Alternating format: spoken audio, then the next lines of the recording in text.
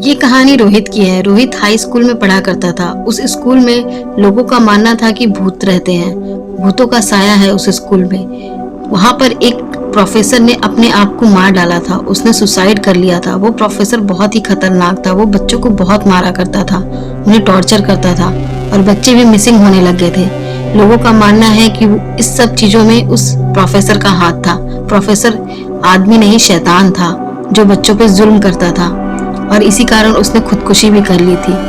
रोहित ने एक दिन अपने स्कूल में एक नाटक करने का सोचा।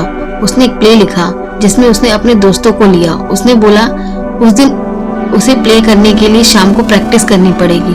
उसने अपने दोस्तों को रुकने के लिए कहा और शाम को उन्होंने प्रैक्टिस करनी स्टार्ट कर दी। जब वो प्रैक्टिस कर रहे थे तो वो हॉल की तरफ जाने लगे। वो अपनी फ्रेंड के साथ हॉल की तरफ जा रहा था।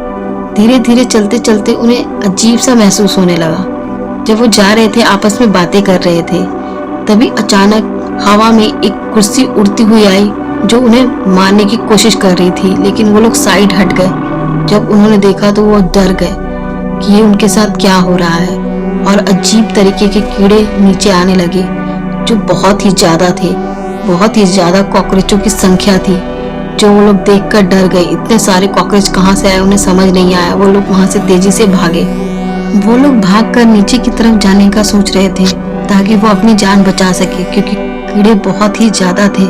वो लोग कैसे भी करके अपनी जान बचाकर नीचे की तरफ आए। तभी उन्हें किसी दोस्त के दरवाजे को नॉक करने की आवाज आई।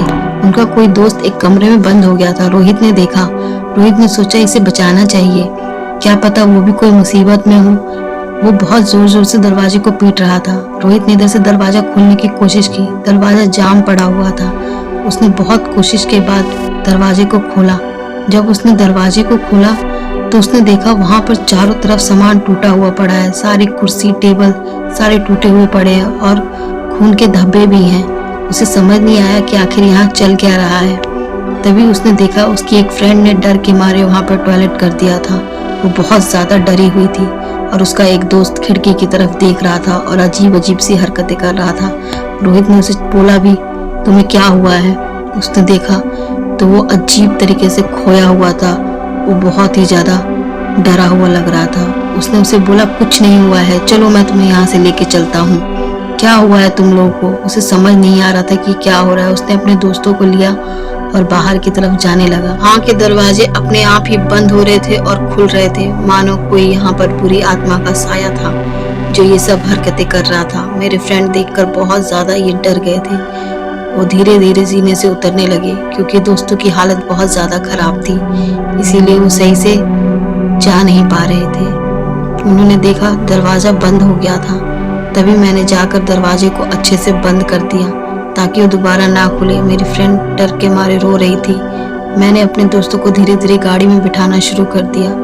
जब मैं उन्हें गाड़ी में बिठा रहा था तब मुझे याद आया कि अंदर शायद कोई और न रह गया हो। तो मैं जब जाकर देखने लगा तो मुझे वहाँ स्कूल के पास एक अजीब सा साया दिखाई दिया। वो खिड़की से झांक रहा था। जब मैंने गौर से देखा तो वो और कोई नहीं था, वो वही प्रोफेसर थे जिन्होंने अपने आप को मार डाला था। Thank you for watching guys. Please like and subscribe the channel.